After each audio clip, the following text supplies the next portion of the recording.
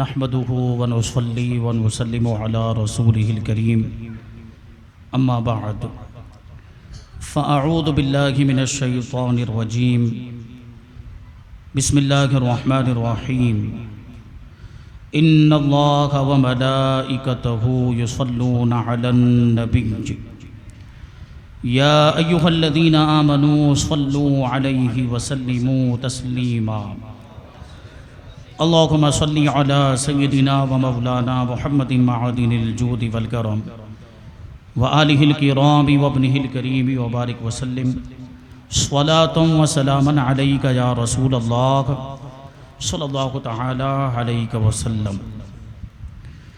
عزیزان ملت اسلامیہ، پیارے بزرگوں، دوستوں، بچوں، آج کی یہ ہماری محفل سوال و جواب کی محفل ہے جو ہر مہینے منعقد ہوتی ہے، اور اس کا طریقہ کیا، اس کے آداب کیا ہے وہ آپ سب جانتے ہیں۔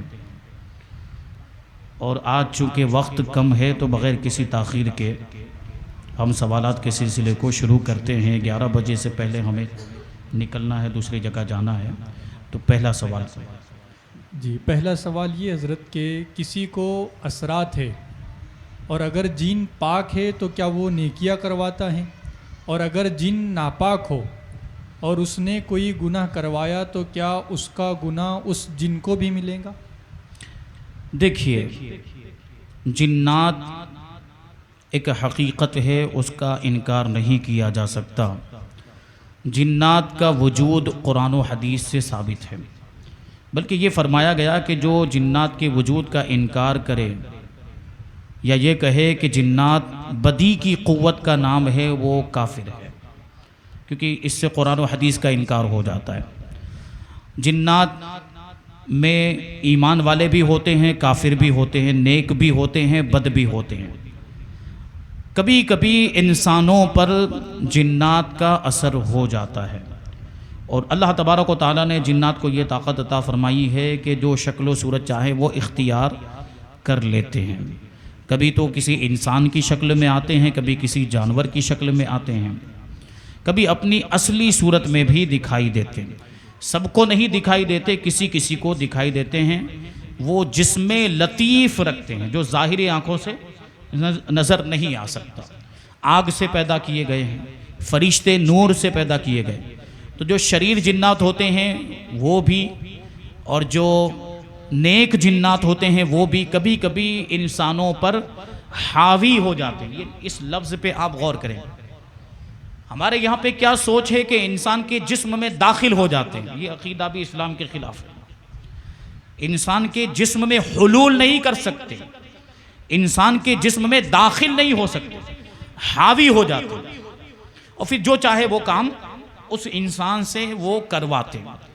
اگر نیک جنات ہیں، پاک جنات ہیں تو وہ اچھے کام کرواتا ہے، اور برا جنات ہے، شریر جنات ہے جس کو ہم لوگ ناپاک جنات بولتے ہیں، تو وہ گناہوں کے کام بھی کرواتا ہے۔ کبھی سوال میں انہوں نے پوچھا ہے کہ اگر ناپاک جنات نیک جنات ہیں، نیک کام کروا رہے تو کوئی بری بات تو ہے نہیں اس میں۔ ناپاک جنات ہے اور وہ اگر جس پر حاوی ہو گیا اس سے گناہ کا کام کروا رہا ہے، تو سوال یہ ہونا چاہیے کہ اس کی پکڑ ہوگی کہ نہیں جس پر حاوی ہوا ہے۔ سوال پوچھنے والا جنات کے بعد جنات سے کیا لینا دینا ہے بھائی؟ جنات کی پکڑ ہوگی کہ نہیں ہوگی، جنات گنہگار ہوگا کہ نہیں، اس کے بارے میں پوچھنا چاہیے نا۔ مین پوائنٹ کی بات تو یہ ہے کہ اس سے گناہ کا کام کروا رہا ہے، اس انسان سے جنات کروا رہا ہے گناہ کا کام، تو یہ آدمی گنہگار ہوگا کہ نہیں ہوگا؟ کیونکہ حاوی ہو جاتا تو اس کو پتہ نہیں چلتا۔ بہرحال وہ گناہ وہ کروا رہا ہے تو وہ تو گنہگار ہے ہی ہے، جنات تو گنہگار ہے ہی۔ اب یہاں یہ دیکھا جائے گا کہ جس پر وہ حاوی ہوا ہے، جس پر وہ حاوی ہوا ہے اس کی کیفیت کیا ہے۔ اگر اس کی عقل بالکل ختم ہو گئی جنات کے اثر کی وجہ سے، صحیح غلط کی تمیز ختم ہو گئی، فائدہ نقصان کی تمیز ختم ہو گئی، تو اب وہ شریعت کا مکلف نہیں رہا۔ ایسی حالت میں اگر وہ گناہ کا کام کرتا ہے تو اس کی پکڑ نہیں ہوگی، مؤاخذہ نہیں ہوگا۔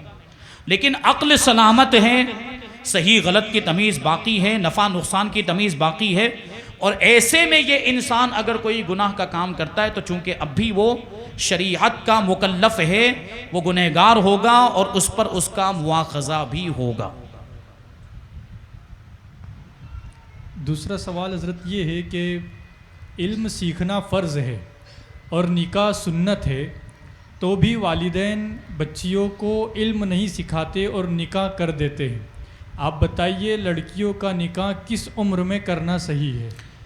دیکھیے نکاح کی کوئی عمر فکس نہیں، شریعت کے مطابق بچپن میں بھی نکاح کرایا جا سکتا ہے، اسلام اجازت دیتا ہے، لیکن یہ ماں باپ کی ذمہ داری کہ وہ کہاں کرا، وہ دیکھ بھال کے اگر بچپن میں نکاح کر رہے ہیں تو مناسب ہے کہ نہیں وہ دیکھا جائے، ورنہ شریعت میں نکاح کی کوئی عمر مقرر نہیں ہے۔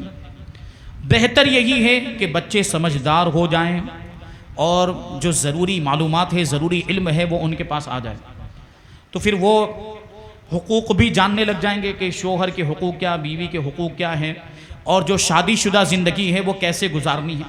سوال پوچھنے والے کا مقصد یہی ہے کہ ابھی نکاح ہے، طلاق ہے اور نکاح سے تعلق رکھنے والی دوسری چیزوں کے مسائل اور اس کے تعلق سے ضروری علم ان کے پاس ہے ہی نہیں اور شادی کرا دی، تو اس کی وجہ سے مسائل پیدا ہوتے ہیں۔ یہ یقیناً ماں باپ کی ذمہ داری ہے کہ اولاد کی تربیت کریں، اولاد تک ضروری علم پہنچائے، فرض علوم جسے کہا جاتا ہے، یہ ماں باپ کی ذمہ داری بنتی ہے کہ اولاد کو وہ علوم سکھائیں یا اس کا انتظام کریں۔ اب ماں باپ کو خود ہی نہیں آتا، اولاد کو کیا سکھائیں؟ تو ذمہ داری کیا کہ ماں باپ پہلے خود سیکھے پھر اپنے بچوں کو سکھائے، ماں باپ پہلے خود علم حاصل کریں، ضرورت کا علم، پھر اپنی اولاد تک وہ علم پہنچائیں، کیونکہ حضور نے ارشاد فرمایا طلب العلم فریضۃ علی کل مسلم، کہ علم حاصل کرنا ہر مسلمان مرد و عورت پر فرض ہے، اور اس علم سے مراد ہے شریعت کا ضروری علم کہ جس کے بغیر کوئی چارہ نہیں۔ نماز کا علم ہے، نماز کے ضروری مسائل کا علم، وضو اور طہارت کا علم ہے، عقائد کا علم ہے، کیونکہ عقائد پر تو ہمارے ایمان کا دار و مدار ہے، اور اسی طریقے سے نکاح کی عمر ہو گئی اور نکاح کرنا چاہتے ہیں تو نکاح کے ضروری مسائل سیکھنا، عورت ہے تو شوہر کے حقوق کیا ہیں، مرد ہے تو بیوی کے حقوق کیا ہے، اور نان و نفقہ وغیرہ جو بھی مسائل ہیں ان کا سیکھنا ضروری اور لازم ہے، اور ماں باپ کی یہ ذمہ داری بنتی ہے کہ اولاد کو سکھائے یا ان کے لیے انتظام کرے، یعنی خود نہیں سکھا سکتے تو ان کو مدرسے میں بھیجے یا ان کے لیے کسی پڑھانے والے کا انتظام کرے، وہ آ کر ان کو پڑھائیں اور ضروری علم ان کو سکھائیں، اس کے بعد ان کی شادی کرائی جائے، نکاح کرایا جائے، تاکہ ان کی شادی شدہ زندگی آسان بھی ہو جائے اور کامیاب بھی ہو جائے۔ اب ظاہر سی بات ہے جو لڑکا لڑکی اسلام کی معلومات رکھتے ہوں گے اور ایک دوسرے کے حقوق کو جانتے ہوں گے اور تو اس پر عمل بھی کریں گے اور ایک دوسرے کے حقوق ادا کرنے کی بھی کوشش کریں گے، تو ان کی جو شادی شدہ زندگی ہے نا وہ کامیاب ہو جائے گی، ان کا گھر انشاءاللہ تبارک و تعالی جنت کا نمونہ بن جائے گا اور ان کے گھر میں اسلامی ماحول ہوگا۔ تو ماں باپ اس پر توجہ دیں کہ پہلے ضروری علم دیں، لیکن اگر کسی نے علم نہیں سکھایا پھر بھی شادی کر دی تو شادی تو ہو جائے گی، نکاح تو ہو جائے گا، اس سے نکاح پر کوئی فرق نہیں پڑے گا، لیکن آپ چاہتے ہیں کہ آپ کے بچوں کی شادی شدہ زندگی اچھی گزرے اور سکون کے ساتھ گزرے، تو ان کو دیندار بنائیے، اور آپ کی لڑکی ہے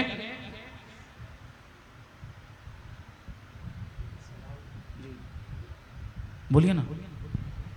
یہ سوال پوچھنے کا ضرورت ایک مقصد یہ بھی ہے کہ ہمارے یہاں جیسے عالمہ کلاس وغیرہ چلتی ہے جی، تو بچی ابھی پڑھائی کر رہی ہوتی ہے اور ماں باپ شادی میں تھوڑا جلدی کرواتے ہیں۔ اچھا ایسا ہے، جی سوال میں اس کا ذکر نہیں تھا، یعنی ان کی بچی پڑھ رہی ہے، عالمہ کورس کر رہی ہے اور بیچ میں تعلیم موقوف کر دی جاتی ہے اور شادی کرا دی جاتی ہے، تو نہیں، تعلیم مکمل ہونے دی جائے، اور اگر شادی کرانی ہے تو یہاں پر بھی اجازت ہے، لیکن وہاں بھی بات کر لیں کہ شادی کے بعد بھی ان کی تعلیم کا سلسلہ جاری رہے گا جب تک کہ یہ عالمہ نہیں ہو جاتی۔ سبحان اللہ۔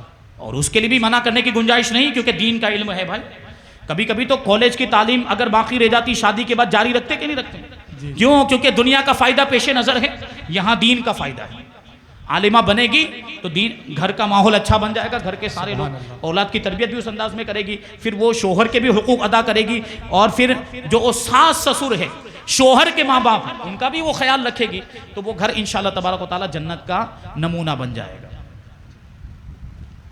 حضرت ایک سوال یہ کہ خواتین ناپاکی کی حالت میں نالین پاک کا نقش جو ہوتا ہے اس کو ہاتھ میں لے سکتی ہے یا نہیں؟ لے سکتی، کوئی حرج نہیں، کیونکہ ان کے ہاتھ میں تو کوئی ناپاکی نہیں ہے، کوئی نجاست نہیں، ظاہری طور پر ہاتھ پاک ہے، ان کی جو نجاست اس کو حکمی نجاست کہا جاتا ہے. تو ایسی صورت میں نالین پاک کو چھو بھی لیتی ہیں تو کوئی حرج نہیں. بہتر یہ ہے کہ بغیر وضو کے ہاتھ نہ لگائے. وہ اگر وضو کرتی بھی ہے تو وضو کہاں ہونے والا ہے, لیکن بہتر یہ ہے کہ وضو کر لیں جس طرح وضو کیا جاتا ہے.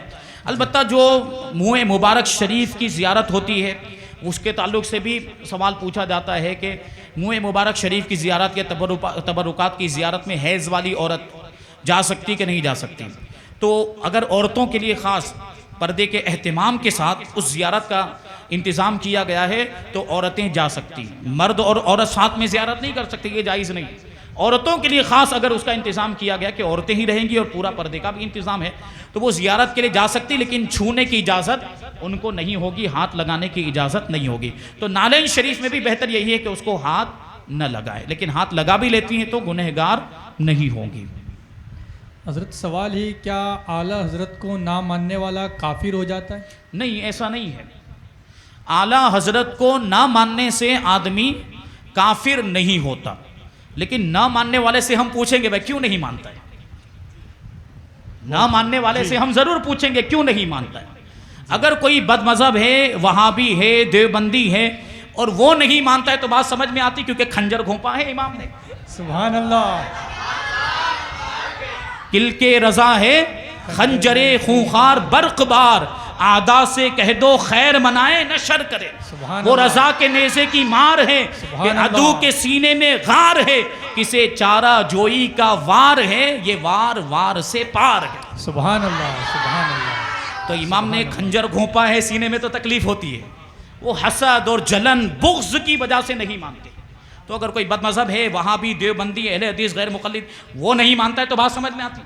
لیکن کوئی سنی ہونے کے باوجود اپنے آپ کو سنی کہتا ہے اور اس کے باوجود امام کو نہیں مانتا ہے تو ہم پوچھیں گے بھائی کیوں نہیں مانتا, وجہ بتا, وجہ بتا کیوں نہیں مانتا ہے.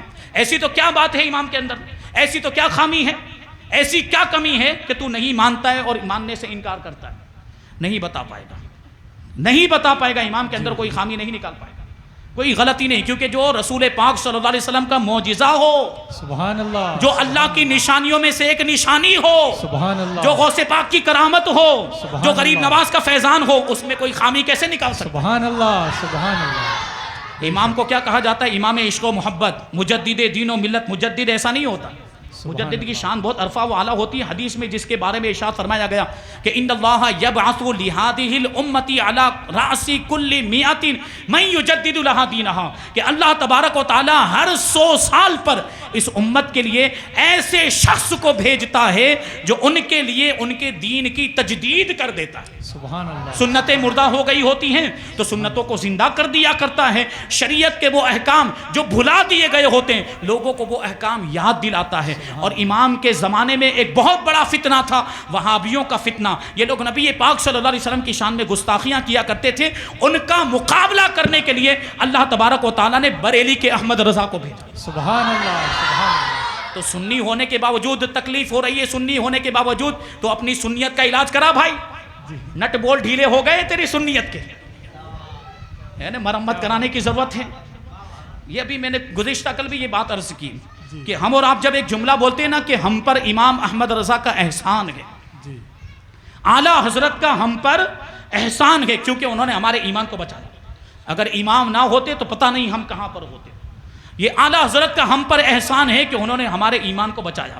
تو اس جملے سے بھی کسی کو تکلیف ہو جاتی ہے کہ احسان تو اللہ تعالیٰ کا ہے. عام طور پر بد مذہب یہ بات کہتا ہے احسان تو اللہ تعالیٰ کا ہے, کسی انسان کا احسان تھوڑی ہے.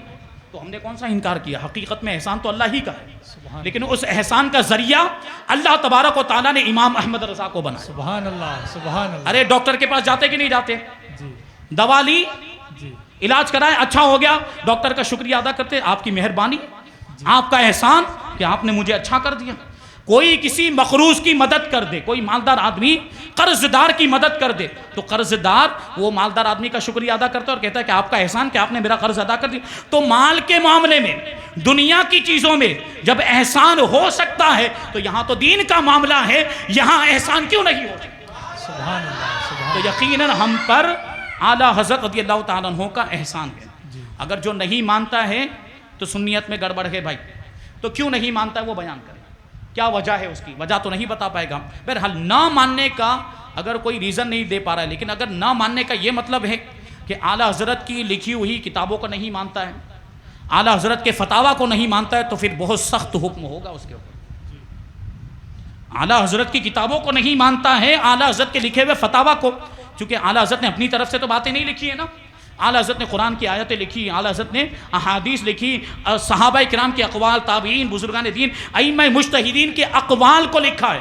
تو اب ان چیزوں کا انکار کرنا، مطلقاً انکار کرنا، یعنی اگر کوئی مطلقاً اعلیٰ حضرت نے جو کچھ بھی لکھا ہے سب کا انکار کر دے اور یہ کہے کہ جو کچھ بھی لکھا کچھ بھی نہیں مانتا، تو امام نے تو قرآن کی آیت بھی لکھی، کیا اس کو نہیں مانتا ہے؟ امام نے تو حدیثیں بھی لکھی، کیا اس کو نہیں مانتا ہے؟ صحابہ کے اقوال لکھے، کیا اس کو نہیں مانتا ہے؟ اور بزرگان دین، ائمہ مجتہدین، تابعین کے اقوال لکھے، کیا اس کو نہیں مانتا ہے؟ ایمان کا خطرہ، بہت سخت حکم ہوگا ایسے شخص کا. وہابیوں کی طرف سے یہ سوال اکثر ہوتا ہے کہ مولانا احمد رضا کو اعلیٰ حضرت کیوں کہا جاتا ہے، اور امام تو 4 ہے، پھر ان کو کیا 5واں امام مانتے ہیں؟ دیکھیے، اعلیٰ حضرت کیوں کہا جاتا ہے اس کا جواب تو گزشتہ سال بھی آیا تھا اس موقع پر، اور میں نے اس کا جواب دے دیا. یہ سوال پچھلے سال بھی آیا تھا کہ وہ پوچھنے والا پوچھتا ہے، سوال پوچھنے والا کہ اعلیٰ حضرت کا مطلب ہوتا ہے سب سے بڑے حضرت. تو سب سے بڑے حضرت تو حضور صلی اللہ علیہ وسلم ہیں. آپ لوگ امام احمد رضا کو اعلیٰ حضرت کہتے ہو، تو کیا حضور سے بھی بڑے ہو گئے؟ یہ سوال کرتا ہے. تو اس کا جواب ہم نے یہی دیا تھا کہ جو بھی القاب ہوتے ہیں نا، وہ اس وقت کے اعتبار ہوتے ہیں، اس زمانے کے اعتبار سے ہوتے ہیں. ہم جو اعلیٰ حضرت کو، امام احمد رضا کو علیہ الرحمہ کو جو ہم اعلیٰ حضرت کہتے ہیں، تو ان کے زمانے کے اعتبار سے کہتے ہیں کہ اپنے زمانے میں سب سے بڑے حضرت امام احمد رضا. ورنہ ہمارا ظاہر سی بات ہے ان سے پہلے بزرگوں کے ساتھ ان کا مقابلہ کرنا کوئی مقصد نہیں ہوتا. تو وہاں تک پہنچنے کے تو کوئی سوال ہی نہیں، حضور کی بارگاہ تک تو پہنچنے کا کوئی سوال ہی نہیں پیدا ہوتا ہے. تو یہ زمانے کے اعتبار سے ہوتا ہے. ورنہ تو دیوبندی مولویوں کے بھی ایسے ایسے القاب ہیں، کسی کو شیخ الاسلام کہہ رہیں گے، تو کسی کو حکیم الامت کہہ رہے ہیں، کسی کو کیا کہہ رہے ہیں. تو ان کے ان القاب پر بھی پھر اعتراض ہوگا جو میں نے پچھلے سال بیان کیا تھا. جی، اور پھر دوسرا سوال یہ پوچھا کہ امام تو 4 ہیں، تو کیا امام حسن کو امام نہیں مانتا ہے؟ کیا بات ہے، بہت خوب ہے. امام حسین کو امام نہیں مانتا ہے؟ کیا امام غزالی کو امام نہیں مانتا؟ بہت سارے علماء ہیں، محدثین ہیں، اور بہت سارے بزرگ ہیں جن کو امام کہا جاتا ہے، ان کے نام کے ساتھ امام لگتا ہے. تو اعلیٰ حضرت کو امام کہہ دیا تو کیوں تکلیف ہو گئی؟ تو وہی ہے، دل میں بغض ہے، حسد ہے، اس کی بنیاد پر یہ بات ہوتی ہے. اور یہ اگر کوئی سوال کرے کہ مسلک تو 4 ہے، یہ 5واں مسلک کہاں آ گیا؟ 4 مسلک ہے نا، مسلک حنفی، مسلک مالکی، مسلک شافعی اور مسلک حنبلی. تو یہ 5واں مسلک کہاں سے آ گیا؟ تو ہم اس کو جواب دیتے ہیں کہ یہ فقہی مسلک نہیں ہے. مسلک اعلیٰ حضرت جو ہم کہتے ہیں نا، مسلک اعلیٰ حضرت، ایک بار نعرہ لگائیے، مسلک اعلیٰ حضرت، مسلک اعلیٰ حضرت، مسلک اعلیٰ حضرت. ہم لوگ نعرہ لگاتے ہیں الحمدللہ، اور ہم مسلک اعلیٰ حضرت کے ماننے والے بھی ہیں الحمدللہ الحمدللہ. تو یہ کوئی فقہی مسلک نہیں. یہ 4 جو مسلک ہے نا، وہ فقہی مسلک ہے. مسلک شافعی، مسلک حنفی، مسلک مالکی، مسلک حنبلی، یہ فقہی مسلک ہے. یعنی مسائل میں ہم ان کو فالو کرتے ہیں. ان میں سے کسی بھی ایک امام کو، ہم امام اعظم کو فالو کرتے ہیں، دوسرے حضرت شافعی، امام شافعی کو، امام مالک کو، یا امام احمد، مسائل میں فالو کیا جاتا ہے. جبکہ اعلیٰ حضرت رضی اللہ تعالیٰ عنہ کا جو مسلک ہے، اس کا یہ مطلب ہرگز نہیں، کیونکہ خود اعلیٰ حضرت رضی اللہ تعالیٰ عنہ امام اعظم کے مقلد ہیں. سبحان اللہ. تو اس کے مقابلے میں ان کا مسلک کہاں سے آ گیا؟ وہ خود مقلد ہے، وہ خود امام اعظم کی پیروی کر رہے ہیں. تو یہ فقہی مسلک نہیں ہے، یہ مسلک اہل سنت و جماعت ہی کا دوسرا نام ہے. سبحان اللہ. مسلک اہل سنت و جماعت ہی کو مسلک اعلیٰ حضرت کہا جاتا ہے. سبحان اللہ. یعنی جو سنیوں کے عقائد ہیں نا، سنیوں کے عقائد جس پر ہماری سنیت اور ہمارے ایمان کا دار و مدار ہے، اس کو اس زمانے میں مسلک اعلیٰ حضرت کہا جاتا ہے. سبحان اللہ. سبحان اللہ. وہی مسلک اہل سنت ہے. اور ہر زمانے کے اعتبار سے پہچان بدلتی رہتی ہے. ابھی اس زمانے میں سنیوں کی پہچان ہے مسلک اعلیٰ حضرت. الحمدللہ. جیسے امام اعظم ابو حنیفہ رضی اللہ تعالیٰ عنہ کے دور میں یہ شیعوں کا، روافض کا بڑا معاملہ تھا، خارجیوں کا بھی بڑا معاملہ تھا. شیعہ جو ہے وہ صحابہ کی گستاخیاں کیا کرتے تھے، اور حضرت علی رضی اللہ تعالیٰ عنہ کو شیخین سے افضل بتاتے تھے. اسی طرح خارجی یہ اہل بیت کی شان میں گستاخی کیا کرتے تھے. تو اس زمانے میں ایک فرقہ تھا معتزلہ، جو مسح علی الخفین کے منکر تھے. موزوں پر مسح کرنا، چمڑے کے موزے پر جو مسح کیا جاتا ہے، ابھی اس کی تفصیل ہے، کبھی کسی موقع پر بیان کریں گے. تو معتزلہ اس کے منکر تھے. تو ان فتنوں کے درمیان اہل سنت و جماعت کی پہچان کیسے ہو؟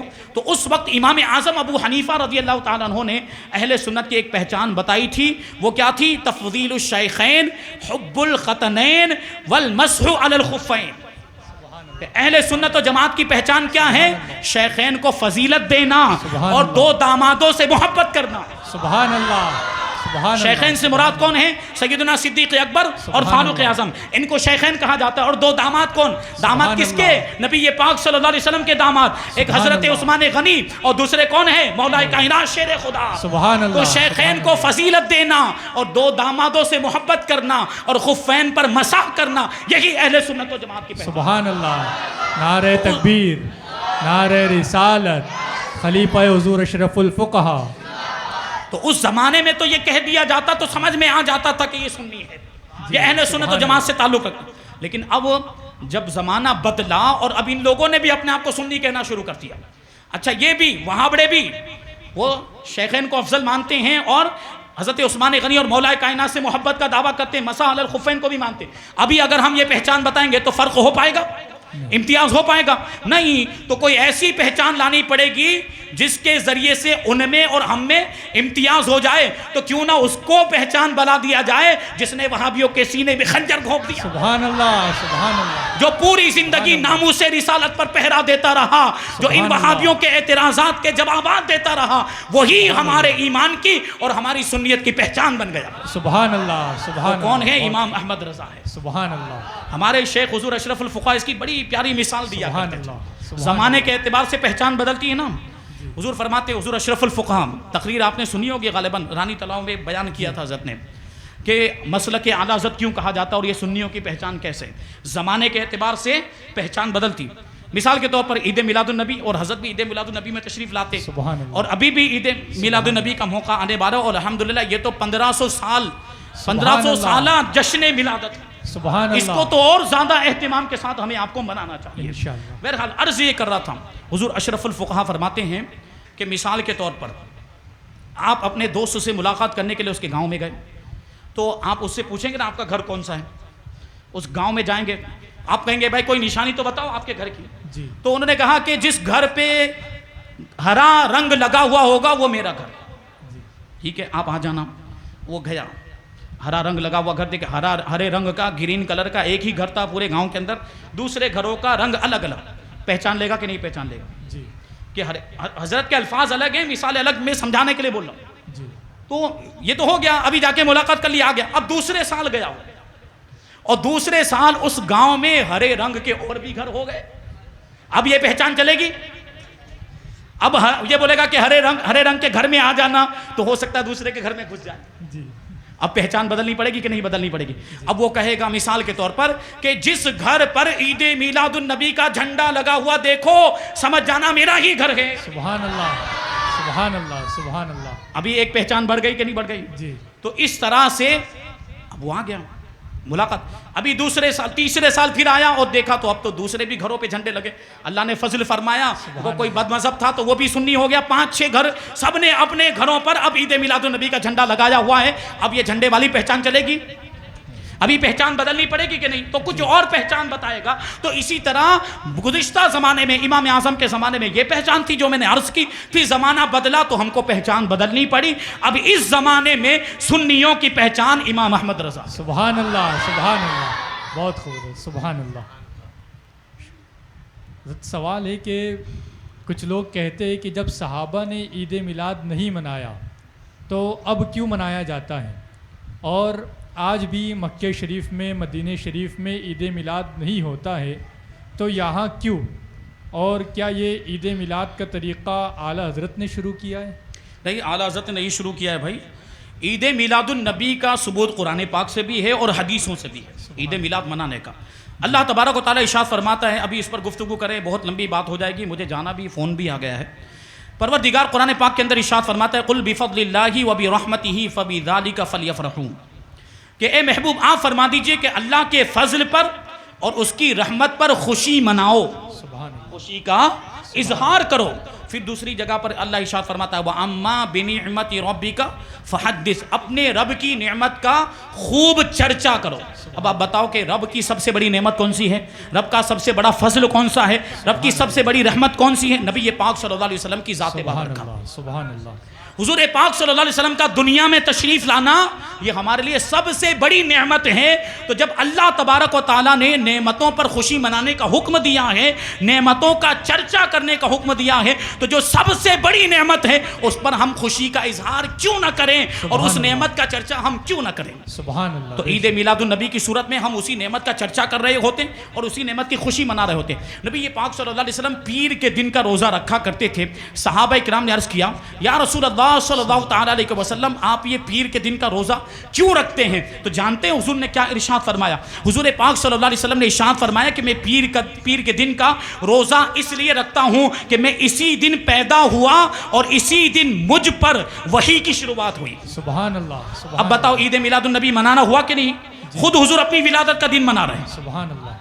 اب ان کو جو تکلیف ہوتی ہے نا یہ صرف حضور کے ولادت کے دن سے، ورنہ خود اپنے بچے کا سالگرہ اور برتھ ڈے منائے گا وہ بدعت نہیں ہے، جی وہ قرآن و حدیث کے خلاف نہیں ہے، وہ مناتا ہے، وہ منائے گا۔ اور یہ جو بات کہی نا کہ مکہ میں نہیں ہوتا مدینہ میں، جھوٹی بات ہے۔ جی یہ تو ابھی نجدی حکومت ہے اس لیے نہیں ہو رہا ہے۔ اب یہ نجدی بھی بدبخت کیا کہا جائے ان کو عید الوطنی مناتا ہے، عید الوطنی۔ دیکھا ہے نا آپ لوگ نے عید الوطنی؟ یعنی جب یہ سعودی عرب بنا تھا نا، جب ان لوگوں کی حکومت آئی تھی بہت سالوں پہلے، 100 سال ہو گئے اس کو، تو وہ دن جب ہر سال جب وہ دن آتا ہے تو یہ لوگ عید مناتے ہیں۔ عید میلاد النبی ان کو بدعت معلوم ہوتا ہے، یہ بدعت نہیں ہے۔ سلمان خان کے ہاتھ کا نقش لے کر میوزیم میں سجانا وہ جائز ہے، اور ہم نبی پاک صلی اللہ علیہ وسلم کے نام کا جھنڈا گھروں پر لگائیں تو بدعت ہو جاتا ہے۔ اللہ اکبر۔ اس میں پھر قرآن و حدیث سے ثبوت مانگا جاتا ہے۔ تیری عید الوطنی کو پہلے ثابت کر قرآن و حدیث سے، کیا یہ قرآن و حدیث کے اندر ہے؟ بہت خوب۔ یہ اس طرح کی باتیں کی جاتی ہیں۔ تو بہرحال ہمارے پاس مضبوط دلائل موجود۔ ترمذی شریف کی حدیث ہے، اللہ کے رسول صلی اللہ علیہ وسلم نے ارشاد فرمایا کہ حرام وہ ہے جس کو اللہ تبارک و تعالیٰ نے اپنی کتاب میں حرام فرمایا، اور حلال وہ ہے جس کو اللہ تبارک و تعالیٰ نے اپنی کتاب میں حلال فرمایا، اور جن چیزوں سے سکوت اختیار فرمایا وہ معاف ہے، یعنی ان کو حرام اور ناجائز نہیں کہا جا سکتا۔ تو اگرچہ عید میلاد النبی کا وہ طریقہ جو ہم نے اپنایا ہوا ہے یہ پورا طریقہ قرآن کے اندر نہیں ہے، حدیث کے اندر نہیں ہے، لیکن یہ قرآن سے ٹکراتا بھی نہیں ہے، حدیث سے ٹکراتا بھی نہیں ہے، اور قرآن و حدیث کے اندر اس کے حرام ہونے کو یا اس کے ناجائز ہونے کو بیان نہیں کیا گیا، سکوت اختیار کیا گیا۔ اس کا مطلب ہے کہ یہ منانا جائز ہے، اور اچھی نیت کے ساتھ منایا جائے تو بزرگان دین فرماتے ہیں کہ ثواب بھی ملے گا۔ سبحان اللہ، سبحان اللہ۔ ورنہ تو پھر ان کے جلسوں پر بھی اعتراض ہوگا۔ دستار بندی کا جلسہ کرتے کہ نہیں یہ لوگ؟ جی ان کے بعد دارالعلوم دیوبند میں دستار بندی کا جلسہ ہوتا ہے، بتا قرآن میں کہاں ہے دستار بندی کا جلسہ؟ حدیث میں کہاں ہے؟ بتا، نہیں بتا پائے گا، نہیں ہے، نہیں بتا پائے گا۔ تو دلیل دے گا وہ قرآن میں نہیں، حدیث میں نہیں، لیکن برا بھی تو نہیں ہے، قرآن و حدیث سے ٹکرا تو ہمارا بھی وہی جواب ہے۔ جی جی بہت عید میلاد النبی کے بارے میں ہمارا بھی وہی جواب ہے کہ اگرچہ قرآن میں نہیں، حدیث میں نہیں ہے، لیکن قرآن و حدیث سے ٹکراتا بھی نہیں ہے، اور ایسی کوئی چیز جو نہیں ہو اور قرآن و حدیث سے ٹکراتی نہ ہو یہ محبت میں کیا جاتا ہے تو یہ ناجائز نہیں ہے، یہ بدعت نہیں، مطلب بدعت سیئہ نہیں ہے، بدعت تو ہے لیکن بدعت مستحبہ ہے۔ سبحان اللہ، سبحان بات سمجھ میں آ رہی نا؟ جی ورنہ پھر پیٹرول کے بارے میں کیا کہے گا؟ پیٹرول قرآن میں ہے؟ پیٹرول پاک ہے یا ناپاک ہے مسئلہ پوچھو اس سے، اس کے بارے میں حدیث میں کچھ بیان کیا گیا؟ کیونکہ پیٹرول کب اس کو دریافت کیا گیا؟ یہ سینکڑوں سالوں کے بعد، ابھی 60 سال ہوئے ہوں گے یا 70 سال ہوئے ہوں گے یہ ڈیزل نکلا ہے، تیل نکلا ہے، تو اس کو پوچھو بتا ڈیزل کا حکم کہاں پر ہے قرآن و حدیث کے اندر، پیٹرول کا حکم کہاں؟ نہیں بتا پائے گا۔ جی اور اس کو پوچھو کہ پھر اب کیا کہے گا، اس کو پاک کہے گا یا ناپاک کہے گا، اس کو حلال کہے گا یا حرام کہے گا؟ وہ جائز ہے، کیوں؟ کیونکہ قرآن و حدیث میں اس کے بارے میں کچھ بھی بیان نہیں ہوا، اور قرآن و حدیث میں جب کچھ بھی حکم نہیں آیا ہو تو اس کو مباح مانا جاتا ہے اور اس کو پاک مانا جاتا ہے۔ تو جب اس کی گاڑی پھنستی ہے تو یہ دلیل آتی ہے اس کے سامنے، ہے نا؟ تو یہاں پر بھی جو عید میلاد النبی یا جو ہم چراغاں کرتے ہیں، جو روشنی کا انتظام کرتے ہیں، اس کے بارے میں بھی یہی جواب دیا جائے گا۔ روشنی کرنے کے تعلق سے بھی قرآن و حدیث کے اندر ناجائز یا حرام نہیں فرمایا گیا۔ بات یہاں پہ آپ یہ یاد رکھیں، ایک قاعدہ کلیہ فقہاء کرام فرماتے ہیں الاصل فی الاشیاء الاباحہ، چیزوں میں اصل یہ ہے کہ وہ مباح ہے، جائز ہے، جب تک کہ قرآن و حدیث سے اس کے ناجائز ہونے کی یا حرام ہونے کی کوئی دلیل نہیں مل جاتی، کسی بھی چیز کو ہم حرام یا ناجائز یا ناپاک نہیں کہہ سکتے۔ تو پیٹرول کے بارے میں بھی یہی کہا کہ وہ قرآن و حدیث کے اندر جب اس کے تعلق سے کچھ نہیں بیان ہوا تو اس کو مباح مانا جائے گا اور اس کو پاک مانا جائے گا۔ تو چراغاں کرنے کے بارے میں بھی یہی حکم ہے، روشنی کرنے کے بارے میں بھی یہی حکم ہوگا کہ یہ بھی جائز ہے، کیونکہ قرآن و حدیث میں اس کو حرام نہیں فرمایا گیا۔ جو حرام کہتا ہے، جو ناجائز کہتا ہے، جو اس کو بدعت سیئہ کہتا ہے، اس پر لازم ہے کہ وہ دلیل پیش کرے۔ ہم پر لازم نہیں کہ دلیل، پھر بھی ہم نے دلیل دی، اور ہمارے علماء نے تو دلیلوں کے انبار، کتابوں کے اندر دلیلوں کے انبار لگا دیے۔ اب یہ جو کہا جاتا ہے، آگے ایسا کوئی سوال ہے بھی، یہ کہا جاتا ہے کہ چراغاں کرنے سے بہتر ہے، روشنی کرنے سے بہتر ہے کہ غریبوں کو کھانا کھلا دیا جائے، یتیموں کی مدد کر دی جائے، ایسا بھی تو کہتے ہیں نا لوگ۔ تو ہم نے کہاں انکار کیا، ہم نے کہا کہ ہم تو اپنی عوام کو یہ سکھاتے ہیں، اپنی عوام کو ہم یہ نصیحت کرتے ہیں کہ چراغاں بھی کرو، انکار نہیں، خوشی کا اظہار کرنے کا جو بھی جائز طریقہ ہو وہ اپناؤ، اور غریبوں کی مدد بھی کرو، یتیموں کی مدد بھی کرو، دونوں کام ایک ساتھ میں ہو جائیں تو کتنی اچھی بات ہے کہ چراغاں بھی ہو گیا، روشنی کا انتظام بھی۔